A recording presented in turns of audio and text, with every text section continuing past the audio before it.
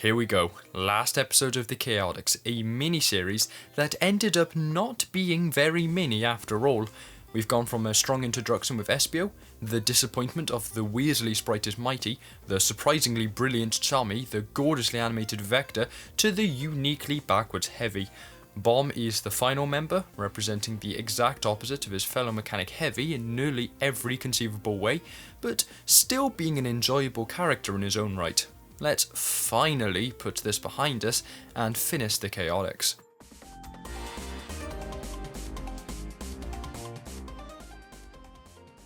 Whereas Heavy was a slow, tough character that you had almost complete control over, even down to how high he jumped and whether or not he moved at a fast pace, obviously far beyond the degree to which you can with any other character before any smartasses come out with something, making him very easy, his comrade Bomb is completely different.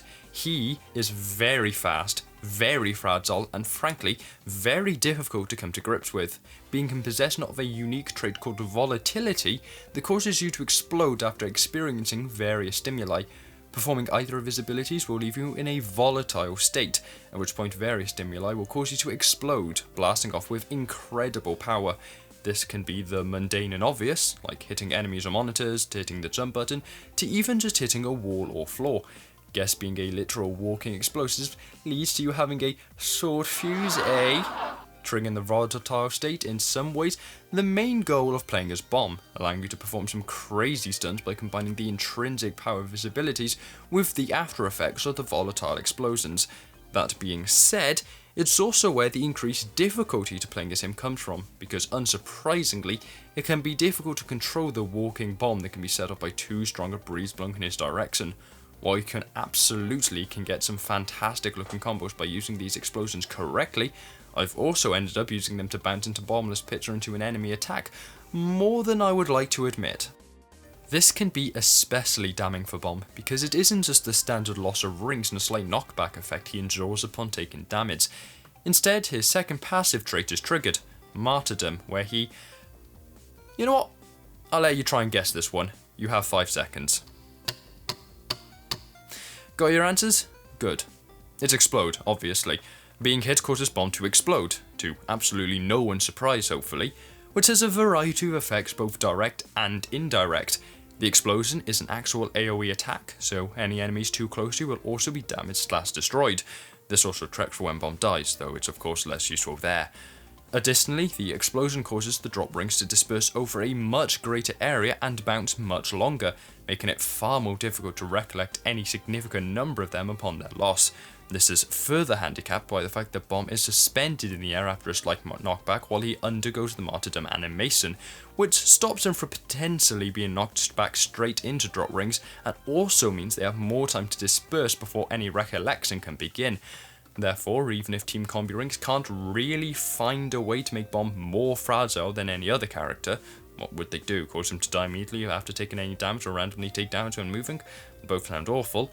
It at least feels more impactful when damage is taken, and you still want to avoid it more than you would with any other character. We'll start with the moveset proper with the Fuse Dash, Bomb's spin ability. Holding spin will charge up your fuse, and letting go will launch you forward with a speed and power relating to how long spin was held.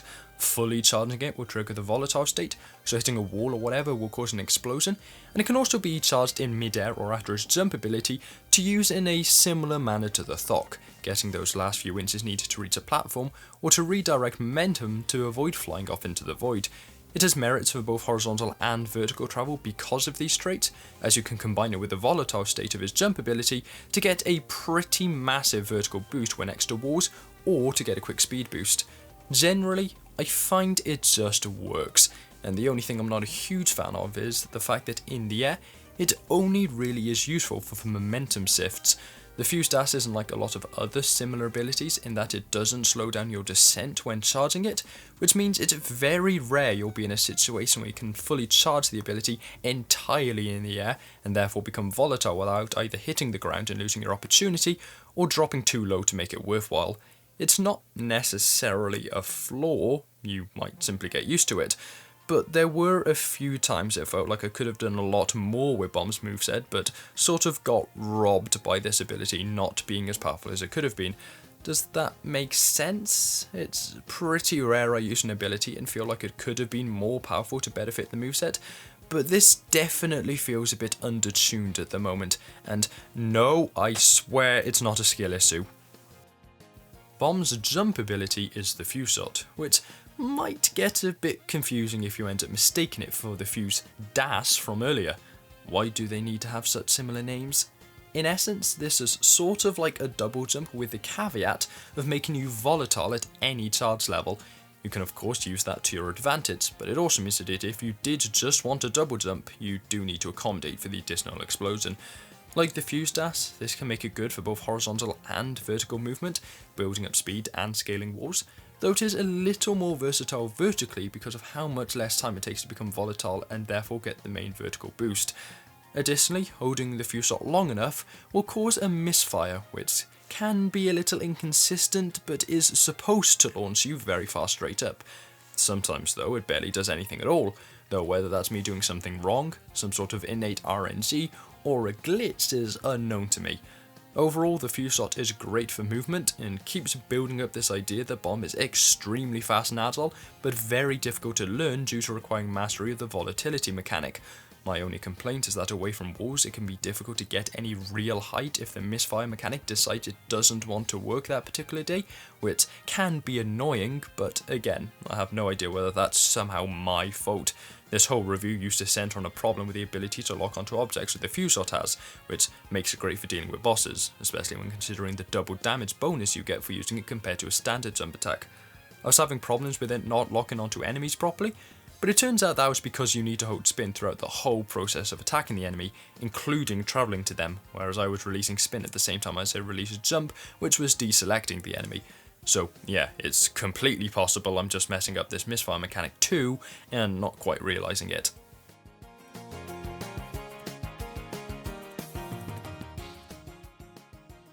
Similarly to Heavy, Bomb's superform is probably pretty much what you'd expect.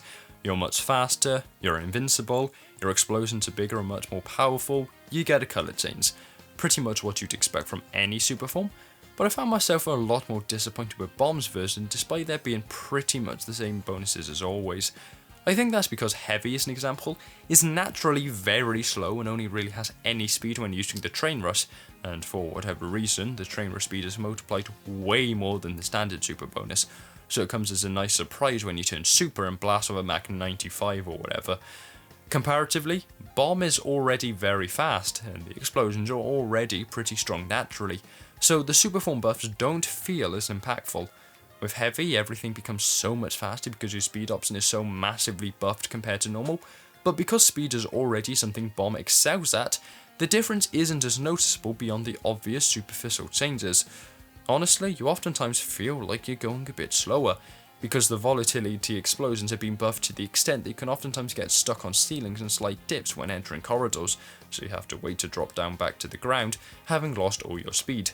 Pretty much the same as usual, but because the only weakness Bomb has is that he's hard to use and the superform doesn't remedy that, it isn't as impactful as it was for Heavy.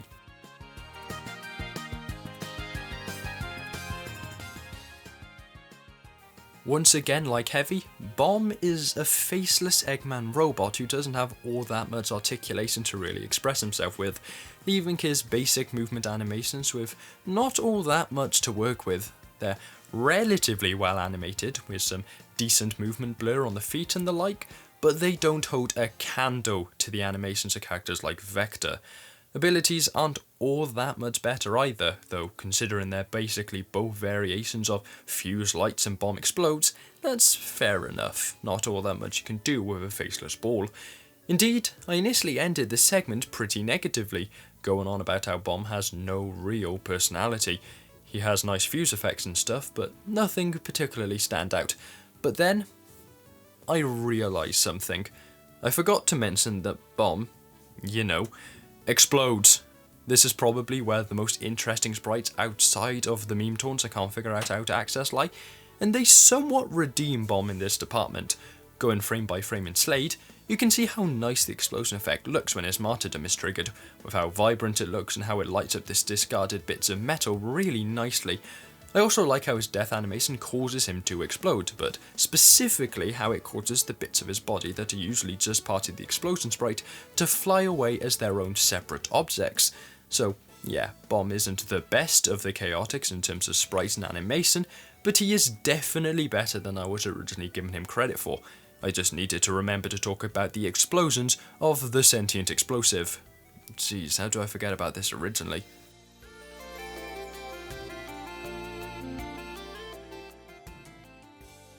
Overall, Bomb is a fun character with a steep learning curve that can offer some throws even at the earliest levels of play, but requires a lot of practice to make intentional use of their core gimmick. When it clicks, he's a blast, tearing through levels with wild abandon and making well thought out strategies look like happy accidents, the coolest kind of skill. Additionally, he's a pretty balanced choice, good at horizontal and vertical exploration, getting a lot of speed and handling bosses, so he doesn't really feel like he's lacking in any one area. He's definitely a bit clunky, but in a very different way to his partner Heavy, whereas he was slow and couldn't really do two things at once, making platforming a nightmare. Bomb is pretty difficult to control and requires almost every action to compensate for the inevitable repercussions of the volatility mechanic. Bomb is a solid 8 out of 10 objectively, but I personally think he's a 7 for me. I find myself sometimes getting a wee bit frustrated with charging his abilities sometimes. Obviously a skill issue, but you definitely need to sink time into practicing this one. A worthy end to the Chaotix. You're really doing yourself a disservice if you haven't downloaded the Chaotix yet. Even if I thought one of the characters was a bit of a flop, the package as a whole is extremely strong in all categories. Gameplay, sprite work, audio, effects, it all comes together to form a very strong mod. If I had to order them, it'd go from worst to best: Mighty, Vector, Heavy, Bomb, Espio, and then Sami. But keep in mind that I can see the quality and work that has gone into all of them, and quite frankly, most of my complaints are likely ones that become diminished over time if you really loved them and focused your efforts on practicing that specific character, over the scattershot approach I took where I only had 4 to 5 hours with each one. Case in point, pretty much every video I made would have at least one person claim that that was their favourite of the 6, which really shows that none are devoid of redeeming qualities. I simply enjoyed some more than others. Do I think they quite reach a 10 though? No. But on my ranking scale, 9 and 10 are the same objective quality. It's just that 10 has a subjective something that pushes it over the edge for me. The sort of feeling that you might get when it feels like a creator just gets it. They've got the sauce, they're the GOAT. You know what I'm trying to say. Therefore, a 9 is absolutely justified. Subjective complaints about the decisions made about some animations or a few slight technical problems here and there are unlikely to ruin the mod for anyone, and the qualities found elsewhere are more than enough to compensate for them. I'm glad that I eventually had the time to get on to these guys, even if it took me far longer to cover them than it really should. And I'm glad that you enjoyed them all too. All of these videos have done well, and I've ticked over the 2k subscribers mark during this mini-series. So, for the last time in a Chaotix video, I'd very much like to thank you all for watching. I hope you enjoy the video, and ciao.